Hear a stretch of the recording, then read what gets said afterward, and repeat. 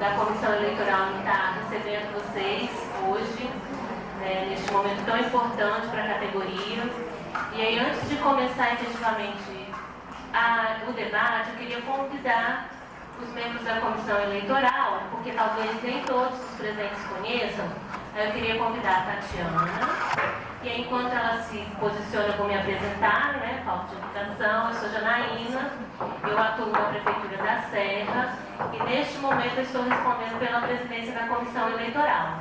E aí a comissão é formada por 6 membros, 3 titulares e 3 suplentes. Então, sou eu, a Tatiana, a Arine, o Luciano, a Marta, e a gente quer justificar a ausência até o momento da Alexandra, que ela tinha uma questão familiar. Começar este momento pedindo desculpas à categoria por um erro, um equívoco, uma falha da Comissão Eleitoral no que diz respeito ao envio dos votos por correspondência para os profissionais que residem no interior. Se vocês olharem o Código Eleitoral, que está disponível no site do CRES, lá está previsto que os votos por correspondência deveriam ser encaminhados, rubricados por algum membro da Comissão Eleitoral, e deveriam ser seguidos de um envelope em branco, para que o profissional pudesse remeter o seu voto, garantindo o sigilo do seu voto.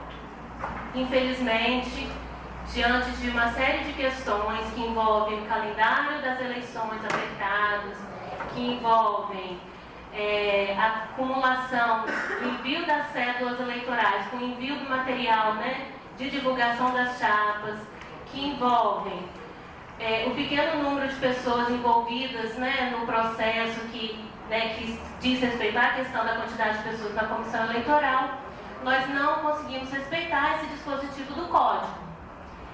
Diante disso, no dia 25 de fevereiro, quando nós identificamos essa falha, esse erro, a gente remeteu uma consulta à nossa Comissão Nacional Eleitoral, que remeteu sua resposta na última quarta-feira, dia 12, e inicialmente a indicação da comissão e da assessoria jurídica do Conselho Federal seria pela anulação deste pleito.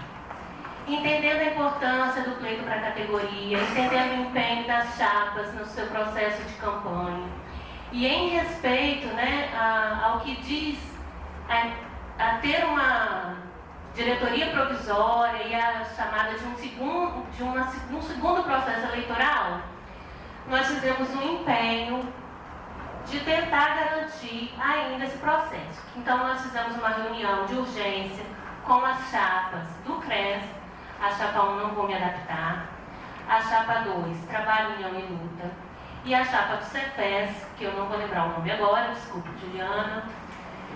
E aí, naquele momento, e a diretoria do Conselho Regional, naquele momento nós definimos como estratégia, entendendo que houve uma mudança no calendário eleitoral, em virtude de greve de alguns conselhos, de alguns estados, em alguns estados brasileiros, do greve dos Correios, houve uma alteração no calendário. E aí, nos valendo dessa alteração do calendário, nós fizemos uma proposta à Comissão Nacional e ao Conselho Federal de reenviar e substituir as cédulas no interior. Fizemos isso, as cédulas foram encaminhadas hoje à tarde, já estão no correio, e enviamos este encaminhamento para apreciação nacional, entendendo que a gente tinha que esgotar todas as possibilidades de garantir que este pleito não seja inviabilizado. Isso garante que qualquer profissional se sinta lesado e que não entre com um processo de impugnação? Isso não garante.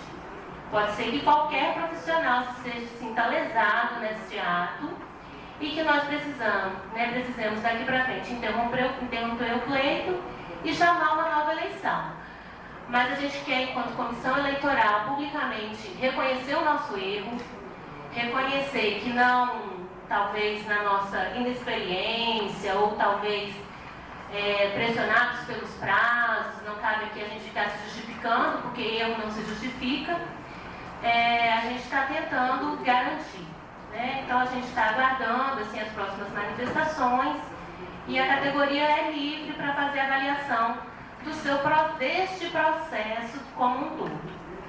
E a gente também quer neste momento dizer que antes do início dessa atividade nós fomos procurados pela Chapa 2, que nos remeteu um documento e nós nos comprometemos a fazer uma análise o mais rápido possível deste documento para dar uma resposta, e ela traz uma série de enumerações, de questões que elas questionam, que inviabilizam o processo, ou que põem o processo em xeque, ou que possa estar sendo favorecimento ou desfavorecimento de alguma forma, mas entendemos que como essa atividade já estava agendada previamente, como os profissionais já tinham se remetido para este local, a gente iria manter a atividade e a comissão vai estar fazendo a análise desse documento e depois tornando público para a chapa, que foi quem formalizou, né, a solicitação, e para os outros assistentes sociais, porque todo o processo eleitoral ele é aberto, é público, ele está disponível na sede do CRES para quem quiser acompanhar, quem quiser ter acesso. Então, diante disso, eu queria perguntar se alguém da comissão quer se manifestar, né? E a gente, a partir disso, então, a gente quer dar condução oficialmente ao processo. Nós vamos continuar no espaço, né? A comissão vai estar aqui. E quem quiser, em algum momento, procurar a comissão, perguntar alguma coisa, indicar alguma coisa, fazer alguma denúncia, enfim, estamos dispostos e abertos para a manifestação de quem quer que seja alguém da chapa, seja alguém da diretoria do conselho, seja algum representante do Conselho Federal, seja algum profissional da base, que neste momento é quem nos importa, com quem estamos mais preocupados, quem a gente sabe que vai acabar sofrendo as maiores penalidades de qualquer condução equivocada neste momento. Então a gente agradeço aos membros da comissão que estão aqui presentes, e aí a gente dá continuidade, né? Eu quero apresentar, né, a gente convidou para colaborar conosco neste debate de hoje o jornalista Ramon Bandeira. Ele vai ser o nosso mediador, ao contrário do que aconteceu no interior, que nós mesmos da comissão tentamos fazer a mediação dos momentos, entendemos que é um momento mais solene, né, assim, e aí a gente convidou uma pessoa de fora do processo para poder estar conduzindo as atividades. Então eu vou passar a palavra ao Ramon, que vai fazer as orientações e a condução de todo o processo. Boa noite a todos.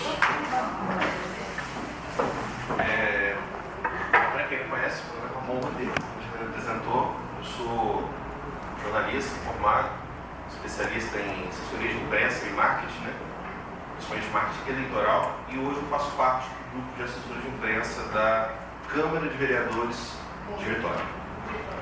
Eu agradeço o convite para participar, porque eu acredito a importância do debate, não é mais uma categoria tão importante no serviço público, seja municipal ou estadual. Bom, dando início ao primeiro debate das chapas, né, aqui em Vitória, na Grande Vitória. Lembrando que as regras valem para as duas chapas e estarão aptos a responder as perguntas e debater dentro do tempo estabelecido dois candidatos indicados por cada uma das chapas, sendo franqueada a palavra aos representantes das chapas que irão definir no momento da resposta quem irá fazer uso da mesma. Ressaltando que os candidatos poderão fazer uso da palavra isoladamente ou em conjunto, desde que não ultrapasse o tempo destinado em suas intervenções. A cada bloco, as chapas poderão optar por substituir os representantes que comporão a mesa de debate. Será terminantemente proibida a intervenção de assessores, colaboradores e representantes das chapas que não tiverem compondo a mesa durante o debate, seja por meio de comentários ou outro meio de comunicação. Não serão permitidas ofensas de qualquer tipo e perguntas de ordem particular que tenham o nítido propósito de afetar a reputação do candidato ou mesmo da chapa, Nesse caso, poderá ser concedido direito de resposta aos candidatos que sofreram ofensa, de natureza moral ou pessoal, pelo tempo de 1 minuto, sendo este tempo descontado do candidato que cometeu a ofensa. Para usufruir do direito de resposta, o candidato deverá solicitar a comissão eleitoral, que está presente aqui na mesa ao lado, do CRE, que avaliará e deliberará sobre o pedido, ouvindo, no caso necessário, a assessoria jurídica do Conselho Regional de Serviço Social, o CRES da 17ª Região. O mediador, no caso, terá amplos poderes para intervir na condução dos trabalhos, podendo cassar a palavra, solicitar à plateia a contenção de manifestações consideradas inoportunas, suspender o debate, além de fazer outros encaminhamentos que julgar apropriado, cabendo também ao mediador indeferir perguntas impertinentes de cunho exclusivamente pessoal, bem como evitar alterações entre candidatos e entre estes com a plateia, e vice-versa. Será terminantemente proibida qualquer manifestação verbal da plateia durante a fala dos debatedores.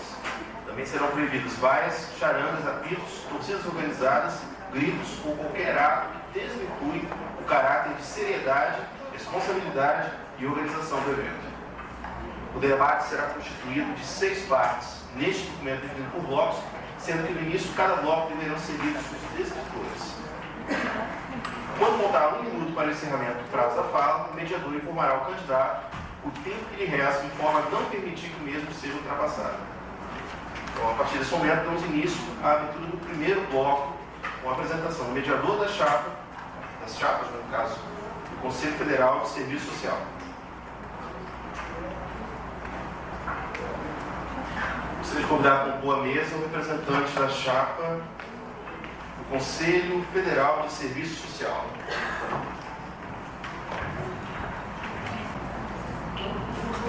Eu passo agora a palavra à representante da chapa, só lembrando que a apresentação do candidato e seu respectivo plano de trabalho não poderá ultrapassar o tempo de 10 minutos. Lembrando que quando faltarem 3 minutos para o encerramento da fala, o mediador informará ao escrutador o tempo que lhe resta. Gente, boa noite.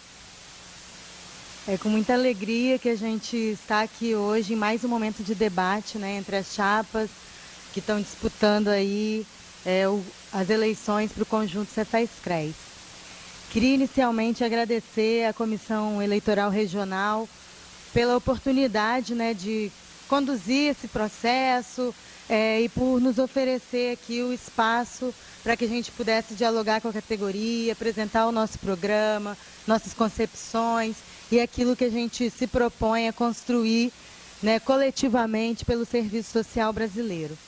Agradecer a presença de todos e todas as assistentes sociais que estão aqui hoje, né, a presença dos representantes das 2 chapas que estão em disputa pelo CRES Espírito Santo, e dizer da minha alegria também de poder estar aqui junto a vocês, representando a chapa única para o Conselho Federal de Serviço Social, tecendo na luta a manhã desejada. Bom, para quem não me conhece, meu nome é Juliana, eu sou professora do Departamento de Serviço Social da Universidade Federal do Espírito Santo, fui vice-presidente do CRES Espírito Santo na gestão 2008-2011 e estive conselheira, primeira tesoureira do Conselho Federal de Serviço Social nessa última gestão, 2011-2014. No momento estou desligada do Conselho, justamente para poder participar, né, do processo eleitoral. Bom, falar em nome da chapa, tecendo na luta manhã desejada, é falar em nome de uma chapa que se propõe, uma chapa de continuidade da atual gestão do Conselho Federal, que é a gestão Tempo de Luta e Resistência. Na composição da nossa chapa, nós temos 5 companheiros, né, que foram da gestão passada, da atual gestão do Cefaz, e que se dispuseram, né, a estar continuando aí nesse processo. Sou eu, o assistente social Maurílio Matos, né, que está na presidência da nossa composição, a assistente social Esther Lemos, do estado do Paraná, a assistente social Marlene Merizzi, de São Paulo, e a assistente social Alessandra Souza, do estado de Minas Gerais.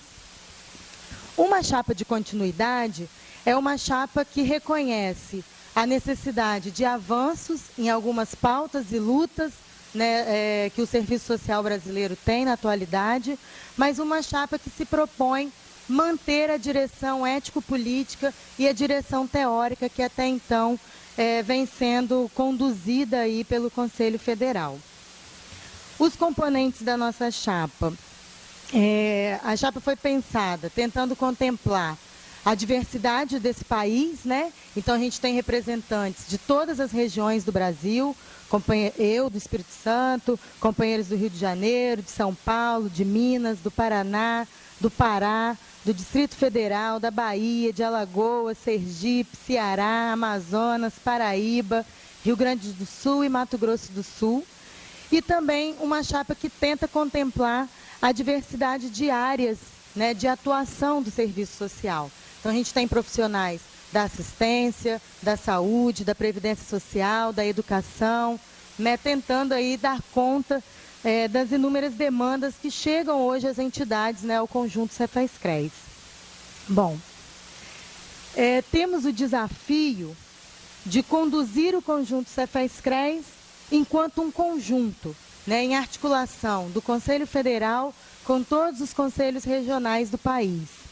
Temos, além desse desafio, desafios da ordem estrutural, né, visto que vivemos num sistema que se sustenta pela desigualdade e pela exploração, desafios conjunturais do momento histórico em que vivemos e, em todo esse contexto adverso, defender a profissão e os valores éticos, né, que essa profissão construiu coletivamente nos seus últimos 30 anos, num contexto que sabemos de reatualização do conservadorismo, do pragmatismo e de um certo governismo, né, que muitas vezes nos colocam também desafios aí bastante grandes.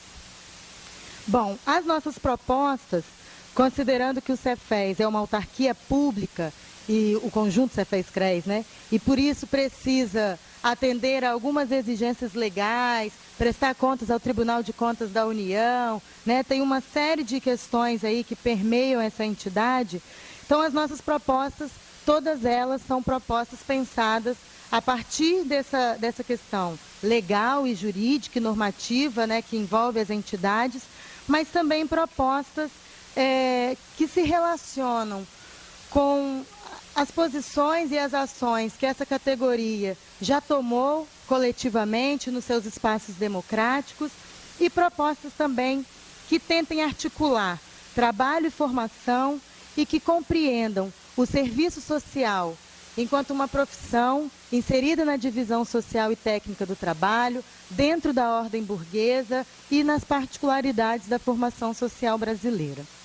Bom, os eixos, e aí eu convido todo mundo, né, quem não pegou, pegar o nosso material que está ali na mesinha, que tem as propostas na íntegra, tem o endereço do nosso blog, no blog tem análise de conjuntura, tem reflexão teórica sobre cada um dos eixos, e aí essa reflexão que sustenta também as nossas propostas. E essas propostas foram divididas por eixo. Um eixo que trata da fiscalização do exercício profissional, e aí o principal documento que temos é a Política Nacional de Fiscalização, fortalecendo a dimensão pedagógica desse processo e não uma dimensão punitiva da fiscalização. Nesse campo, uma das nossas ações principais aí de campanha é intensificar a campanha nacional em defesa do concurso público para assistentes sociais em todos os espaços socioeducativos, entendendo que é a contratação via concurso que garante estabilidade, que garante direitos ao trabalhador, que garante mais autonomia para que ele possa fazer os enfrentamentos necessários no seu cotidiano de trabalho. Temos o eixo da ética e dos direitos humanos, onde a gente se posiciona acerca do uso de drogas, acerca das questões que envolvem os direitos humanos de mulheres, de crianças e adolescentes, da juventude, nossa posição contra o racismo, a homofobia, a internação compulsória. 3 minutos. Temos ações no campo das relações internacionais, ações no campo da seguridade social, na defesa de uma seguridade social ampla, que envolva outras políticas, para além das 3 já expressas na Constituição Federal, mas uma seguridade social que seja de fato pública e universal. ações no campo da formação profissional, tentando fortalecer aí o principal instrumento que o conjunto construiu em articulação com a ABEPS e com a Enesso, que é um grupo de trabalho nacional que tem discutido a formação profissional e defendido a educação pública e de qualidade. E ações no campo da comunicação social, né, cujo principal instrumento é a Política Nacional de Fiscalização, já elaborada pelo conjunto Cefaz-CRES, na tentativa da gente aumentar aí o nosso diálogo com a categoria e com a sociedade. Bom, é nessa perspectiva que a gente convida todos e todas as assistentes sociais aqui do Estado do Espírito Santo a conhecerem o nosso programa, a votar, né, no nosso processo eleitoral, no caso aqui para o Conselho Federal na chapa Tecendo na Luta Amanhã Desejada, e dizer que o nosso compromisso aqui é um compromisso com o patrimônio profissional herdado, né, pela categoria, especialmente a partir dos seus últimos 30 anos, sustentado pelo projeto ético-político profissional.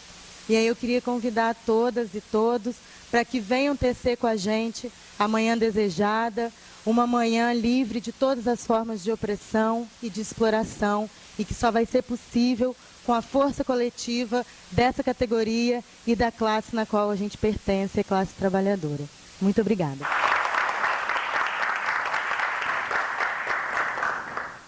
Podendo ser realizadas até 5 perguntas, de 1 minuto cada um. Ao final das 5 perguntas, será dada a palavra ao representante da chapa e terá 10 minutos para responder as perguntas e fazer as suas considerações finais. Não havendo quem queira discutir ou fazer qualquer tipo de pergunta, eu passo a palavra agora ao representante para as suas considerações finais, não ultrapassando o tempo de 10 minutos. Fico agoniado que ninguém pergunta. Bom, mas vou aproveitar então, já que tem mais um tempinho, para falar um pouco mais das ações, né, que constam aqui no nosso programa de chapa e que a gente submete aí aos assistentes sociais, mas entendendo também que essas ações já são ações que foram construídas no seu processo a partir do debate coletivo com a categoria profissional. Uma coisa que eu queria colocar é que é bom deixar claro, acho que isso foi colocado em alguns debates que a gente participou, que nenhuma ação ou decisão ou posicionamento do conjunto Cefaz-CRES pode ser considerado como ação ou posição de cúpula, né? Até porque acho que falar isso é, em alguma medida, não respeitar a história de tantos e tantas assistentes sociais que dedicaram a sua energia militante, o seu conhecimento, né, a sua força para poder construir e fortalecer as entidades que a gente está aqui hoje, né, colocando num processo eleitoral. Todas as decisões do conjunto Cefaz-CRES, elas são decisões que são conduzidas e pautadas pela categoria profissional, né? O CRES, o Conselho Regional, é um espaço importante, que é onde o profissional dialoga, leva suas demandas, faz as denúncias, né? Os encontros descentralizados do conjunto Cefaz-CRES, o encontro nacional do conjunto Cefaz-CRES, que é o espaço deliberativo dessa categoria, ele reúne assistentes sociais representantes das gestões do CRES e assistentes sociais representantes da base, né? Aqueles que não estão na gestão, mas que vão para a Assembleia, são eleitos e participam dos encontros. E coletivamente, não sem divergências, não sem polêmicas, não sem contradições, mas coletivamente essa categoria, nos seus últimos 30 anos, conseguiu sustentar um projeto ético-político que é crítico, né, que questiona essa realidade, mas que também sabe exatamente que serviço social que ele quer, né, e não é de qualquer profissão que nós estamos falando. Nesse sentido, as nossas ações, eu queria destacar mais algumas que estão aqui no nosso programa, como no eixo da fiscalização, a atualização da pesquisa sobre o perfil dos assistentes sociais no Brasil. Né, o Cefaz fez uma pesquisa sobre o perfil dos profissionais em 2005. A gente sabe que muita coisa aconteceu nesse processo, né, no que diz respeito às configurações das políticas sociais, a precarização dos espaços de trabalho, a implementação das 30 horas, e é mais do que na hora da gente reatualizar essa pesquisa. essa é uma deliberação que já foi aprovada no último encontro nacional e que a nossa chapa se compromete aí a conduzir esse processo, para que a gente tenha, de fato, conhecimento de qual o perfil dos assistentes sociais, aonde que eles estão trabalhando, qual a política social que mais emprega, para que a gente possa sustentar as nossas ações a partir desse conhecimento. No campo da formação, a gente também, em articulação com a ABEPS e a ENESO, tem o objetivo de visitar as universidades públicas onde não existem os cursos de serviço social, para articular politicamente a criação desses cursos, né, para que a expansão do ensino superior seja uma expansão dentro da universidade pública, garantindo a qualidade aí da formação dos futuros assistentes sociais. Bom, no campo da Seguridade Social, acho que o principal desafio e o que a gente se compromete é combater a primazia da política econômica no país em detrimento da política social, fortalecendo a luta pela ampliação do orçamento público, né, e qual o orçamento que tem sido hoje destinado à política social. E aí, claro, defesa do SUS, né, da implantação do SUAS, de políticas de atenção à criança e ao adolescente que atendam o que está expresso no Estatuto da Criança e do Adolescente. Sem falar na luta aí por 2 projetos de lei, que hoje são os 2 principais projetos de lei que tramitam no Congresso Nacional e que dizem respeito à nossa categoria, que é o PL do piso salarial e o PL que prevê a inserção de assistentes sociais e psicólogos na política de educação. Né, o Cefes já tem feito articulações políticas nesse sentido, pela aprovação dos PLs, né, articulação com parlamentares, com movimentos sociais, mas a gente sabe também a dificuldade que é garantir direitos na conjuntura em que a gente vive. E a nossa chapa se propõe, junto ao coletivo de assistentes sociais, continuar nessa luta, continuar na luta em defesa da implementação das 30 horas, sem redução salarial para todos os assistentes sociais, né, e outras tantas que virão. Bom, eu queria finalizar lendo... Tem quantos minutinhos? 5? Então tá. Queria finalizar aqui lendo o poema que uma das companheiras da nossa chapa fez, especialmente para a nossa chapa, que chama-se Tecendo na Luta a Manhã Desejada. Revirar a colcha de retalhos, refazer os sonhos inacabados, reerguer a palavra derrubada pelo vento, lutar e reeditar as impossibilidades, gritar forte, adentrar portas e manter-se firme em tempos de capital fetiche, na defesa das cores, dos versos e das solidariedades impróprias. Reviver a delicadeza exuberante, recontar as noites em claro, rascunhar a promessa coletiva, libertar as 4 estações, contagiar o povo de emoções e manter-se em alerta em tempos de ruas sitiadas, na defesa do poema ensanguentado e dos trabalhadores explorados. Aniquilar a propriedade privada, brindar e comunar batalhas vencidas, bordar novas quimeras, para que no desapegar das agonias, do caos enlouquecedor e da hipocrisia escravizada, possamos virar a página da pré-história desumana e tecer no amanhecer um novo cotidiano, outrora ilusões desejadas. Então, que a gente possa, acho que a partir do movimento particular dessa categoria, se aliar às lutas mais gerais da classe trabalhadora, para que a gente possa, né, avançar cada vez mais nessa manhã desejada que todos nós aqui certamente queremos e sabemos que ela só pode ser construída na luta. Então, que no movimento particular dessa categoria, que tanto já construiu, que tanto já avançou, a gente também possa fazer parte dessa história e avançar cada vez mais. E por isso eu peço aqui o voto, a participação e o apoio de cada um de vocês para que a gente possa tecer juntos a manhã desejada. Estamos na presença da candidata da chapa do SEPS. Eu não vou aceitar. Não deve falar do pessoal. Gostaria de convidar agora para compor a mesa os representantes das chapas 1 e 2. Agora, chapa 1, não vou me adaptar, e chapa 2, trabalho, união e luta.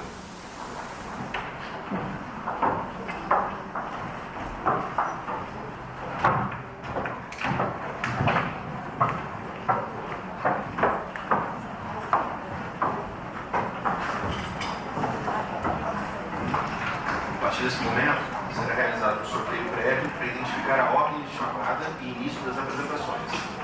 Cada chapa fará a sua apresentação e exposição no seu plano de trabalho. Eu passo a palavra agora para a presidente do Conselho Eleitoral, também da idade. Ela fará o sorteio da ordem de apresentação das chapas. Nós vamos utilizar um mecanismo muito moderno. Então, nós identificamos duas bolinhas aqui. Vou tentar chegar mais perto aqui, né? Então, aqui tem chapa 2 e chapa 1. Tá? Então, a gente vai fazer o sorteio a cada bloco, no início de cada bloco.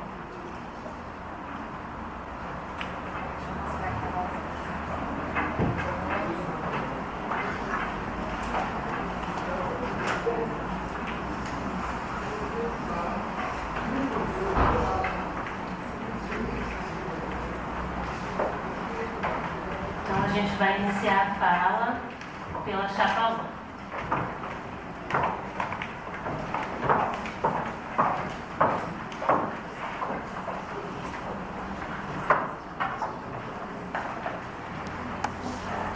Gostaria de ressaltar que as pessoas interessadas em remeter qualquer questionamento por escrito deverão utilizar o formulário disponibilizado pela Comissão Regional Eleitoral, estão aqui com a Luísa, com a identificação do responsável pela pergunta, com nome e local de atuação, e depositar o formulário na urna destinada a cada chapa. As urnas se encontram aqui, no pé da mesa. Passo agora a palavra à representante da chapa 1, para que dê início à sua apresentação. Boa noite a todos os colegas assistentes sociais aqui presentes. Eu sou Wanda Valadão, estou na chapa 1, não vou me adaptar. E gostaria de falar assim, é mais uma luta e desta vez muito contente que seja uma luta no CRES, nesses 30 anos de construção e que agora se nos encontra, e também é muito importante a presença de uma outra chapa, nos encontra disputando esta entidade, porque é esta entidade hoje responsável pela construção dessa categoria em termos do seu perfil e identidade profissional. Eu, na verdade, gostaria de lembrar uma referência que a Marilda Yamamoto faz, e aliás, essa referência está em um livro chamado As Atribuições do Assistente Social, que foi relançado recentemente, inclusive pela atual gestão do Cefes. Logo lá no início ela fala assim: este é um tempo de aflição e não de aplausos. Então, é isso, é um tempo de aflição e não de aplausos. Se olharmos o que ocorre nas ruas de nossas cidades, se olharmos as tentativas de criminalização dos movimentos sociais, se olharmos a tentativa de caracterizar a revolta popular como atos de terrorismo, a gente percebe que não é momento de aplausos, é momento de muita aflição. E por isso não vou me adaptar. Por isso, esta chapa se coloca em uma linha, não é de negação, porque é uma chapa extremamente, todas as pessoas que a compõem, aberta ao diálogo, que gosta de participar de mesas de conversa, que gosta de trabalhar com consensos, mas que também não se adapta e não contemporiza com questões que estão aí, que de perto, de muito perto, estão nos atingindo, uma categoria tão expressiva de mais de 120 mil profissionais nesse Brasil, uma categoria reconhecida por outros profissionais e que hoje corre o risco, né, de ser completamente desfigurada. Por quê? Porque o tempo não é de aplauso, é de aflição. E é de aflição porque o que nós presenciamos? E diante disso que nós presenciamos, não queremos silenciar. Nós não queremos silenciar e desconhecer a articulação de forças sociais e políticas que vem interferindo ideologicamente nas políticas sociais. E essa influência tem um cunho moralizante, moralizador muito grande. E isso às vezes implica e impõe ao assistente social uma prática que o confunde, ao contrário de o identificar enquanto esse profissional viabilizador de direitos. Então, assim, nós não queremos silenciar, nós não queremos desconhecer que essas novas configurações e determinações da realidade mais ampla, né, a economia, as voltas que ela deu, a reengenharia produtiva, o neoliberalismo, a hegemonia dessa ideologia hoje na sociedade, né, que afeta os modos de ser, que mercadoriza tudo e todos, né, nessa direção, e que principalmente assim quer que as coisas aconteçam de maneira a facilitar, né, o fluxo do capital. Então, diante desta realidade, né, a gente percebe que existem novas configurações e determinações do mercado profissional e institucional. Tem sido colocado demandas para o assistente social e para o profissional. Não podemos nos adaptar e não vamos nos adaptar no marco dessa interferência das forças sociais e políticas, né, conservadoras que estão influenciando na política social. Mas percebemos que os espaços ocupacionais, as fronteiras profissionais, sofrem significativas alterações.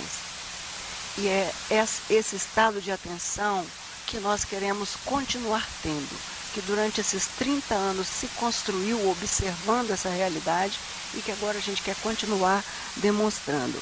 Então, nossa proposta de não se adaptar é exatamente porque fazemos parte de uma categoria que tem uma trajetória muito rica, muito importante, certamente da qual todos aqui presentes, a Ana, né, participou, enfim, uma trajetória que foi realizada por esse conjunto, como falou a Juliana, pelo conjunto Cefes-Cres, em uma articulação próxima, respeitosa, dialogada, ainda que existam e ainda que os conflitos estejam presentes. E aí, assim, a nossa disposição, quando não queremos nos adaptar, é também de demonstrar a viabilidade do projeto ético-político, né? Nós queremos, mais uma vez, ou também nesse espaço, ou mais uma vez também nesse espaço, buscar demonstrar a viabilidade do projeto ético-político frente a essas tentativas de desfiguração, né, da profissão. Nós queremos viabilizar, né, queremos pautar o potencial renovador dessa profissão, na afirmação dos direitos sociais dos cidadãos, das cidadãs. Então, nesse sentido, nós não vamos nos adaptar, mas nós entendemos que é preciso avançar uma legitimação da profissão na sociedade, na apropriação e na ampliação dos espaços ocupacionais, reforçando a nossa identidade profissional. Então, é na defesa dessa identidade que nós nos colocamos e não nos adaptamos a tudo aquilo que distorce, que desvia, que viola, né, que desfigura o que é ser assistente social. Então, boa noite a todas e todos. Né? Eu quero tomar a liberdade de saudar a todos daqui presentes, em nome do assistente social Alejandro, que esteve conosco lá em Linhares, e ele gostou tanto do debate que deve ter vindo hoje também. Né? E é muito bom chegar aqui nesse auditório e encontrar, né, todos esses colegas aqui para discutir os rumos que queremos do nosso Conselho Regional. Né? Então, realmente é muito motivador. Quero, né, rapidamente dizer que nós não vamos nos adaptar porque somos uma chapa forjada na luta. Né? Rapidamente eu quero apresentar os 14 membros da nossa chapa que estão presentes.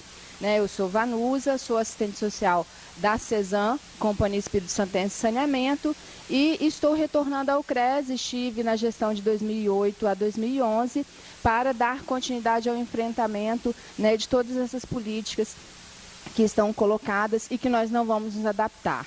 Nós temos, né, aqui a Camila. Eu queria rapidamente que vocês se levantassem, e vou falar bem rapidinho, que é assistente social professora da Multivix e da UFES.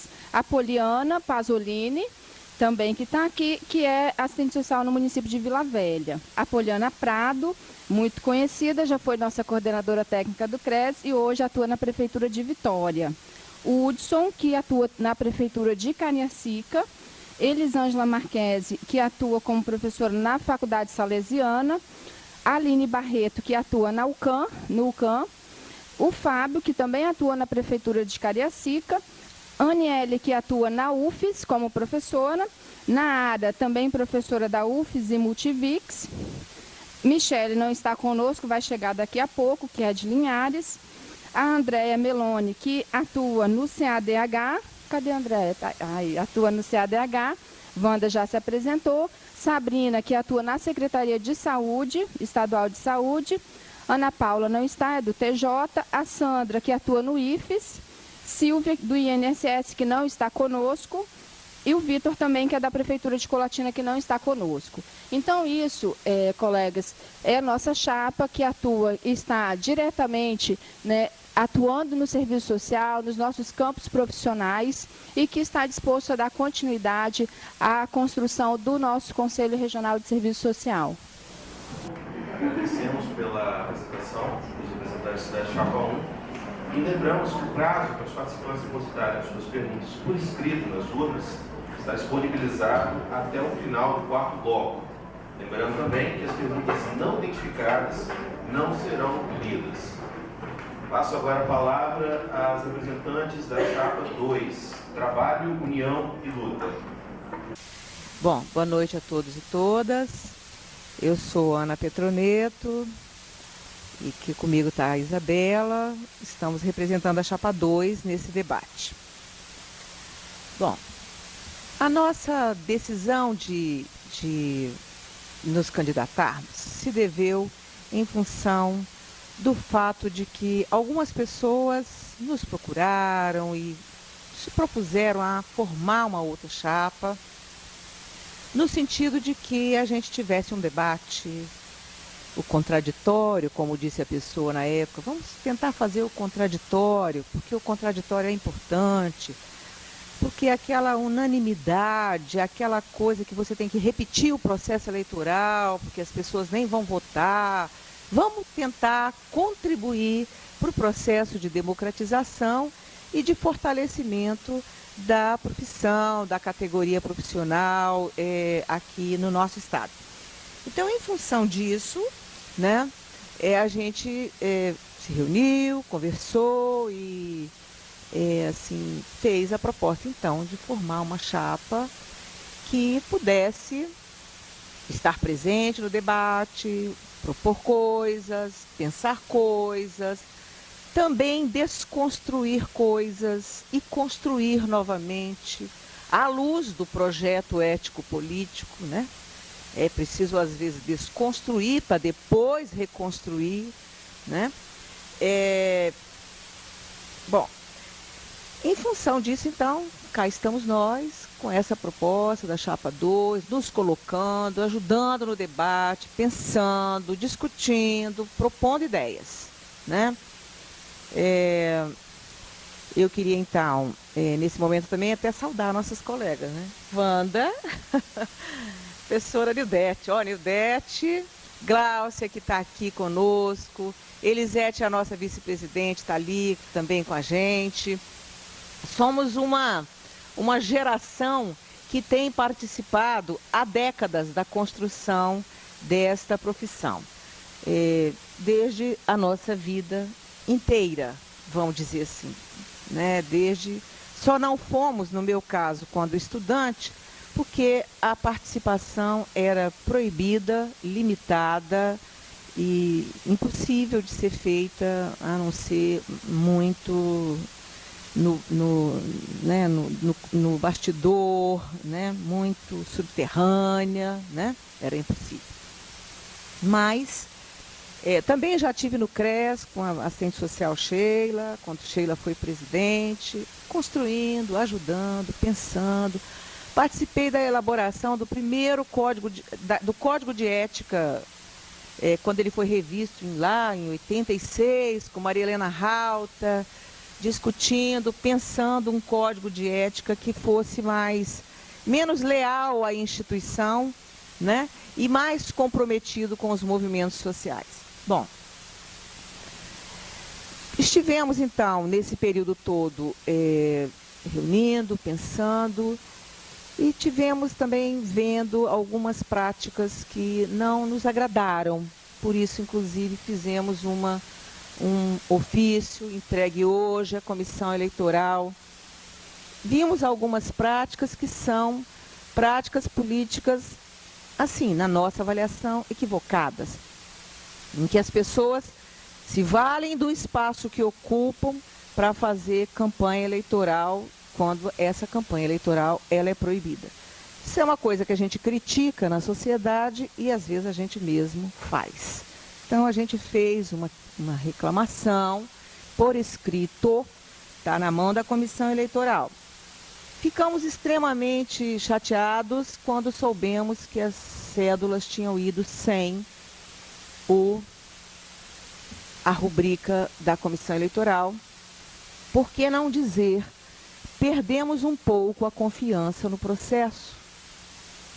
Porque o processo eleitoral ele tem que ter a absoluta, a gente tem que estar confiante nele, da sua lisura, da sua transparência. Perdemos, ficamos extremamente, assim, chateados porque, afinal, rubricar uma cédula eleitoral é o procedimento mais corriqueiro numa eleição.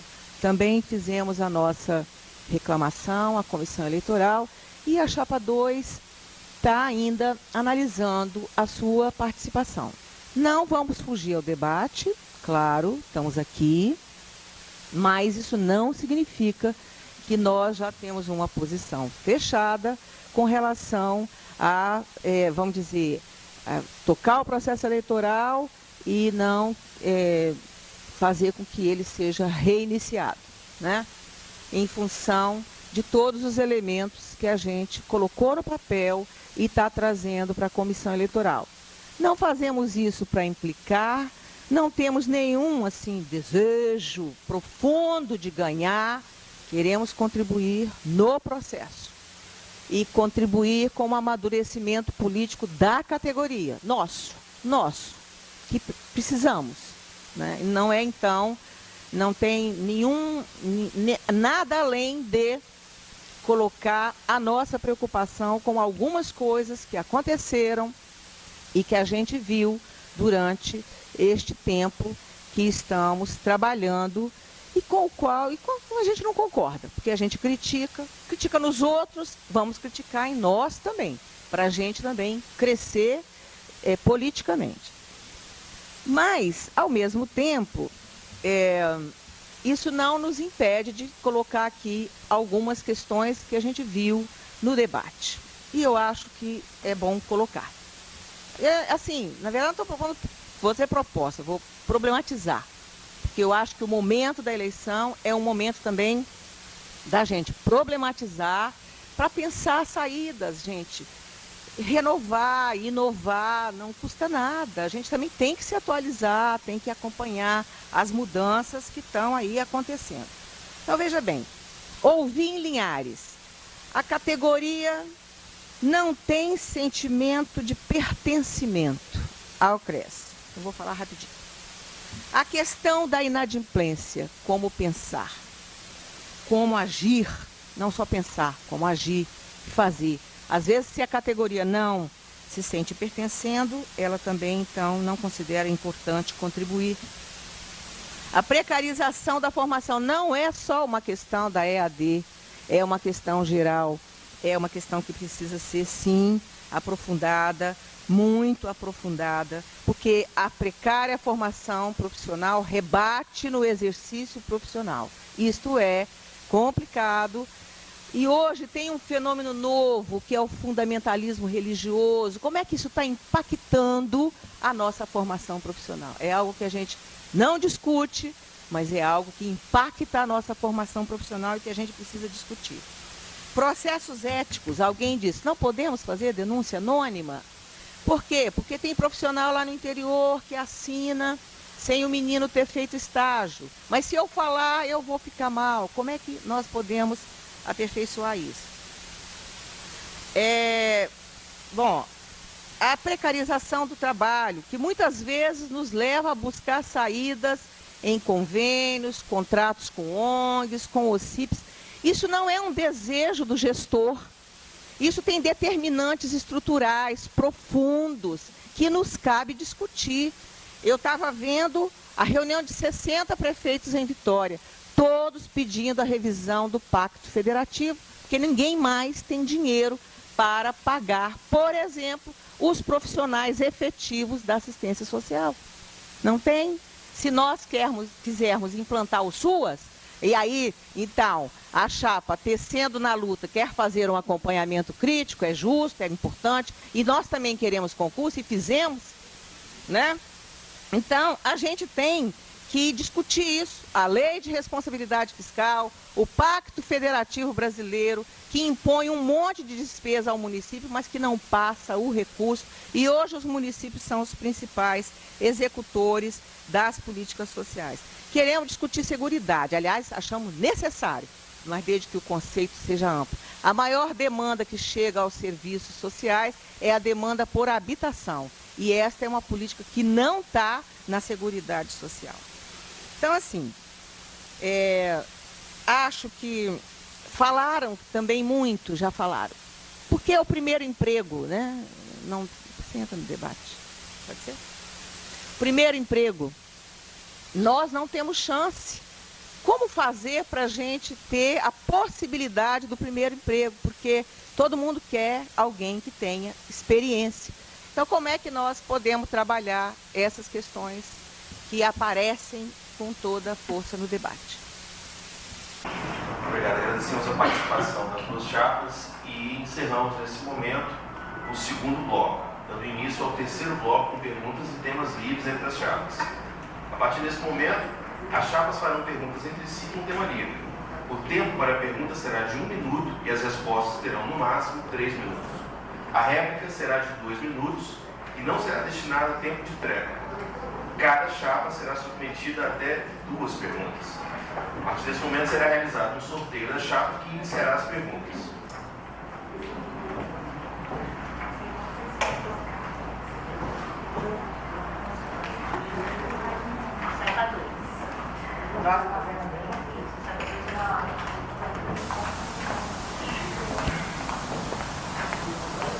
Se as chapas quiserem trocar membros, pode ser oportuno agora. Então,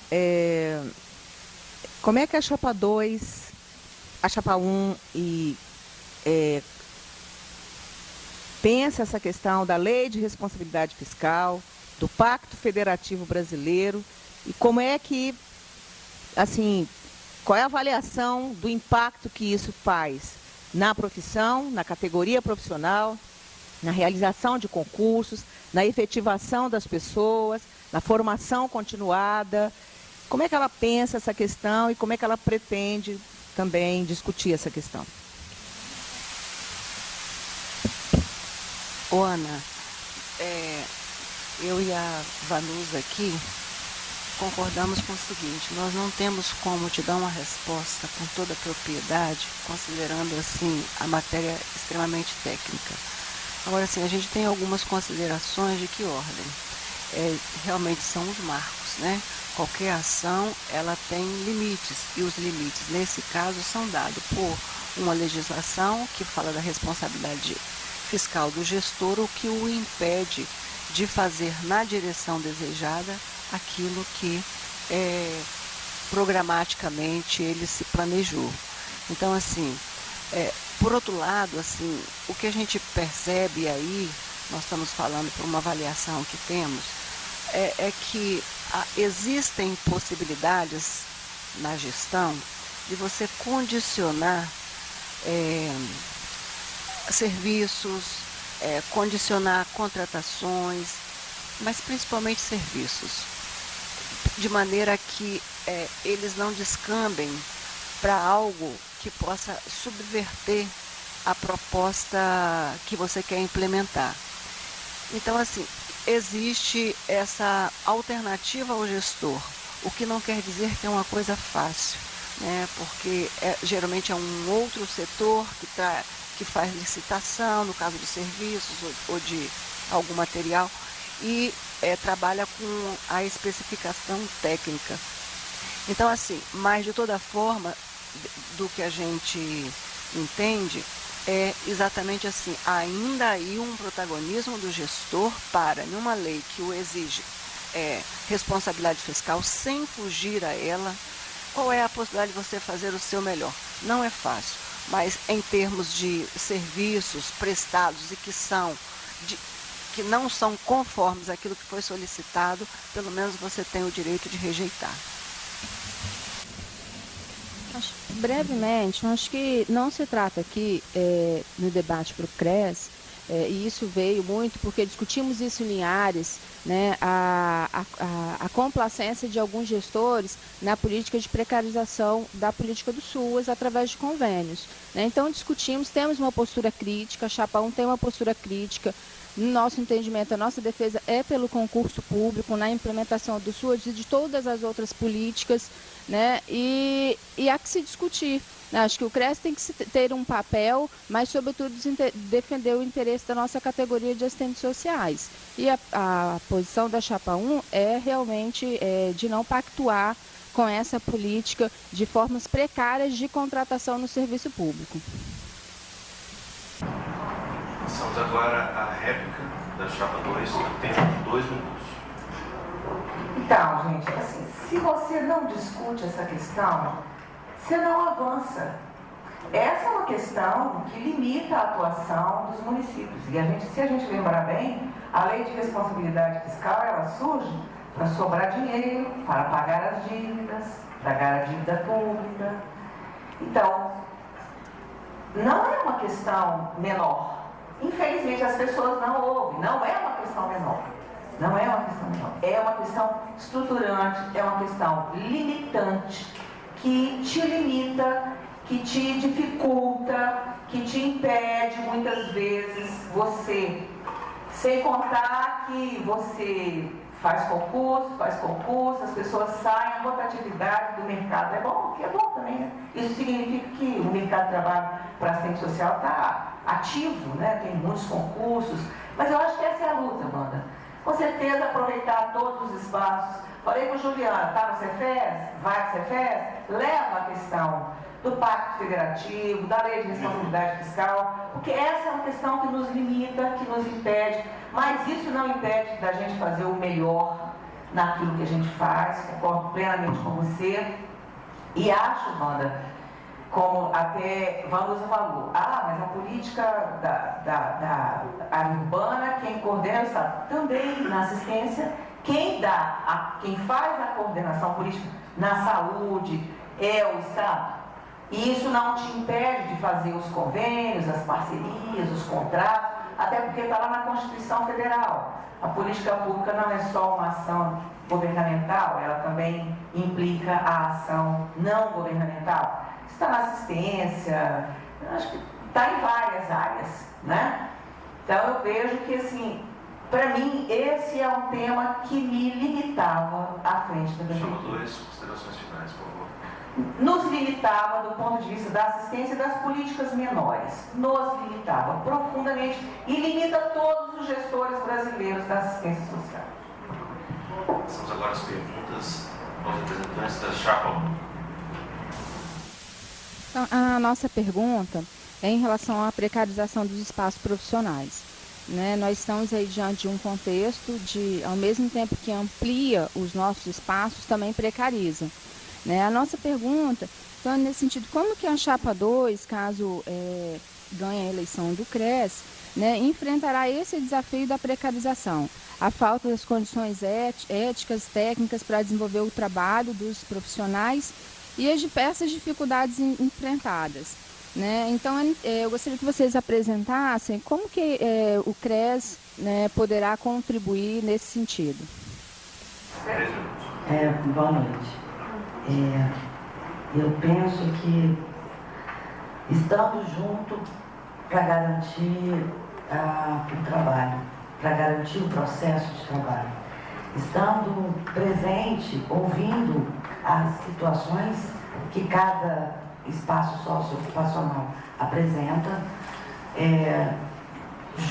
ouvindo e traçando estruturas para que a gente possa garantir uma melhor prestação de serviço. Conversando e propondo alternativas que não estejam tão fora da nossa área de atuação, mas que impactam no dia a dia do profissional. Porque a precarização do trabalho, ela parte também quando eu me coloco como sujeito pensante e propositivo na minha estrutura organizacional. A categoria, nós precisamos fortalecer essa autoestima, ouvindo e estando presente em cada situação que nos for apresentada. A ideia é que a gente abra canais de comunicação sempre, para que as pessoas se sintam à vontade e não tenham também uma resistência em qualquer tipo de situação que se apresenta. Então, mas eu acho também que a gente talvez tenha que pensar e inovar. Lá em área a gente até colocava, pode o CREAS interditar um trabalho, um lugar que está precaríssimo, que inviabiliza o sigilo? Pode. O CRM interdita unidades hospitalares. Pode o CREAS? É para a gente pensar. Pactos de aprimoramento de gestão. Não vamos dizer que nós vamos fazer que nem o Ministério, vamos fazer um TAC. Pactos de aprimoramento de gestão. Negociados, conversados. É processo e é conquista permanente. Bem, a proposta da chapa, não vou me adaptar, primeiro, a gente fortalecer a política de fiscalização, né? Nós hoje contamos com 4 agentes de fiscalização dentro do CRES, visitar os locais de trabalho e efetivar, fortalecer a política de fiscalização que já vem sendo implementada. Além disso, será refeita a pesquisa do Cefes, do perfil do assistente social brasileiro. E a luta do concurso público, né? Recentemente saiu uma pesquisa que 50% dos profissionais que hoje atuam no SUAS são contratados de forma precária. Então, essas são as principais ações, né, que estão no nosso jornal e que nós estamos propondo implementar no CRES. Além disso, é uma questão importante, que é a questão das 30 horas. Né? Nosso entendimento, isso é uma lei, é uma garantia, uma conquista que a gente deve lutar para implementar, que isso é uma forma de melhorar as condições de trabalho dos assistentes sociais. Pergunta chapa 2, como é que ela... Ô, gente, eu me pergunto a mim mesmo, né? Oh, meu Deus. Não, eu também estou nervosa. Não pense vocês que é uma tarefa fácil. Falar assim, né? Que assim a gente relaxa. Então, a gente fica se perguntando como aumentar a fiscalização, como fazer uma fiscalização preventiva, como não punir os profissionais que estão lá na ponta, porque essa queixa a gente ouviu bastante. E eu ouço, porque às vezes eu vou ao município e ouço a imagem do CRES como a imagem da punição. E também como fazer a fiscalização sem aumentar a estrutura. Porque se você aumenta a estrutura, você tem que cobrar unidades maiores, porque quem mantém o CRES? Então, como fazer a estrutura, fiscalizar sem também ampliar a estrutura de uma forma tão grande? Não, hoje nós temos uma política do Cefes, né, de fiscalização. A gente tem uma COF que funciona, né, a fiscalização, a gente tem um grupo de profissionais, tanto da base que participam, tanto de profissionais do CRES. No CRES nós temos 4 agentes. Nós tínhamos 2, né? Até alguns anos atrás nós tínhamos 2. Se não estou enganada, foram contratados os outros 2 nos últimos 2 anos. A gente duplicou, né? A gente dobrou a capacidade de fiscalização do CRES. É claro que os desafios são muitos, né? Porque à medida que você amplia a precarização do trabalho, isso traz uma demanda enorme, né? O que nós temos discutido é que anualmente nós temos a revisão dessa política, da fiscalização. Infelizmente, a punição ela ocorre porque nós encontramos práticas que vão de encontro ao nosso projeto ético político profissional, infelizmente, porque realmente não é o que nós queremos, né, penalizar colegas, mas nós temos muitas vezes a política sendo colocada em risco e, sobretudo, o nosso usuário, né? Então, o nosso olhar é sobre também o nosso usuário, o que está acontecendo nos nossos locais de trabalho. Mas não é isso que predomina na política da fiscalização. O que predomina, muito pelo contrário, são os profissionais trabalhando em condições precárias e muitas vezes por ações dos gestores ou dos seus, daquele espaço de trabalho, né? Então, o que nós temos é fortalecer realmente a política de fiscalização que hoje a gente tem no CRES. Os desafios são muitos. Damos conta? Não. Né? A gente sabe que as visitas às vezes a gente não consegue fazer, mas é o desafio de uma categoria que cresce, né? Da forma como a gente tem visto, né? Exponencialmente, né? Cada ano chegam mais profissionais no mercado e campos também se ampliam. O debate acho que se coloca isso, a gente fortalecer a política que já existe. Eu queria acrescentar, Ana, inclusive na sua linha, né, de coisa para a gente refletir. Acho que quando a fiscalização chega é porque a coisa tem uma demanda, a coisa está mais grave. Porque quem sabe está faltando lá no local de trabalho, por iniciativa dos profissionais ou do gestor, a formação permanente, né? E formação permanente em torno de quê? Os Cefes e os CRES são órgãos vivos, ativos, propositivos todo o tempo. Hoje existe um conjunto de resoluções que eu imagino que a maioria dos profissionais não conheçam e que estão cometendo infração ética inadvertidamente, né?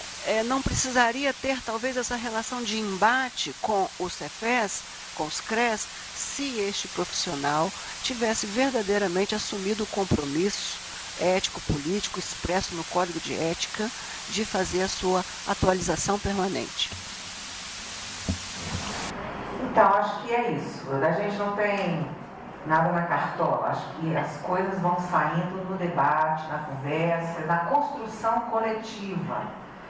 Mas, assim, a priori, posso dizer que talvez a gente possa pensar na fiscalização preventiva, né? Que eu acho que é isso. Na medida que você veicula informação, informa, você faz uma prevenção das pessoas, da conduta, né, que é objeto do processo ético. Por outro lado, eu também concordo, a formação permanente. Agora, Wanda, formação permanente mais densa. Aquela formação feita pelo Cefes, que resultou naquele livro, naquela publicação, eu acho que talvez ela devesse continuar e ser aprofundada. A formação mais densa. Nós fizemos um pouco isso na Prefeitura de Vitória. Não basta assim, teve um momento de cursos de 40 horas, mas há momento do lato senso, do mestrado, é preciso fazer a formação mais densa. Eu acho que essa é a única forma de superar, inclusive, as deficiências da formação na graduação, que a gente tem muito. Gente, a gente tem aluno que fez supletivo de ensino fundamental e supletivo de ensino médio. A gente tem noção do que isso significa? Não, é assim, absoluta precariedade da formação. A dificuldade de acompanhar o processo da discussão. Mas o que é esse projeto ético político? Né? A dificuldade de acompanhar o processo da formação.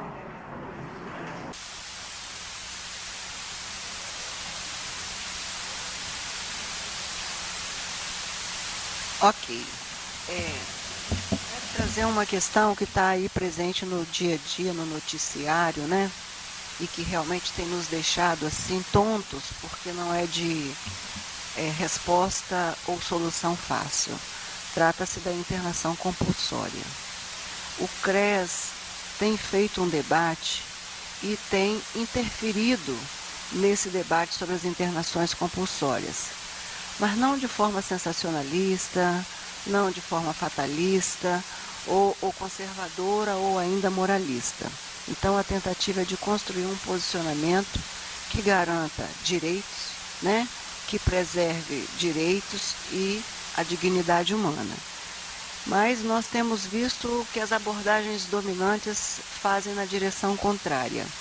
Então, é um procedimento, né, que exigiria alta complexidade, se a gente for pensar suas, aquela pessoa que perdeu vínculos. Nossa, nem fiz a pergunta. Então, eu quero saber qual é a posição da chapa 2 sobre o tema considerado que é a internação compulsória. Contra. Sempre fomos. Contra. Que isso? Como ato prioritário, como ação contra, Wanda. Somos defensores e fizemos algumas vezes na abordagem social de Vitória, internação, mas com a participação da mãe, a adesão dela, embora isso nem tenha muito ajudado. Mas assim, a internação ela tem que vir de um processo de acompanhamento se isso for indicado. E é assim que tem sido. Não tem havido uma... Bom, eu acho, pelo debate que eu tenho acompanhado no jornal, se não tem, conversando com as pessoas, não tem havido uma política que a internação é a primeira medida. Não, gente, é o processo de acompanhamento. Esse, daí, se recomendar que a pessoa precisa ficar um período que se construa essa possibilidade com a família. Nós fizemos isso algumas vezes na secretaria. E sem ter internação compulsória, nós somos absolutamente contra. Partilhamos da discussão com a saúde mental, de novos manicômios, temos medo, temos preocupação. Somos e seremos contra, com certeza, o resto da vida. Entretanto, Ana, você deve notar a quantidade de políticas que são traçadas, tendo essa como uma diretriz forte de intervenção e de ação, e que tem muitos profissionais trabalhado nessas grandes redes que foram criadas, comunidades terapêuticas, né, olhando aí principalmente os usuários de crack. Então, assim, quando o Cefes fala que a internação compulsória viola princípios e diretrizes, é porque ele está considerando o SUS, está considerando a reforma psiquiátrica, e parece que esse avanço todo, essas conquistas todas, foram jogadas no lixo. Né? Um tratamento que é imposto no modelo, assim, isso é muito questionado, né? De isolamento, de quase que de exílio da pessoa, ferindo, portanto, os princípios até de um Estado de direito, e tratamentos realizados em instituições privadas, religiosas, que ferem o Estado laico. Ou seja, nós estamos dentro de uma realidade, nós somos contra, mas ao ser contra, qual é a postura que se está construindo e qual deve ser a postura do CRES diante do que temos assistido hoje na Praça de Vitória? Né? Exatamente porque, no nosso entendimento, é uma política que retrocede nas conquistas das abordagens interdisciplinares, portanto, que atribui poder e autoridade a dois entes, ao juiz e ao médico. E o profissional de serviço social está fazendo o quê? A pior parte, aquela que ninguém quer fazer. Então, é isso que a gente coloca, inclusive na linha do que eu falei na apresentação, que é a ideia da identidade profissional. Pensar assim, o CRES, a ação do CRES diante desta realidade. Para onde deveremos ir? Nós somos contra, definitivamente até a morte, mas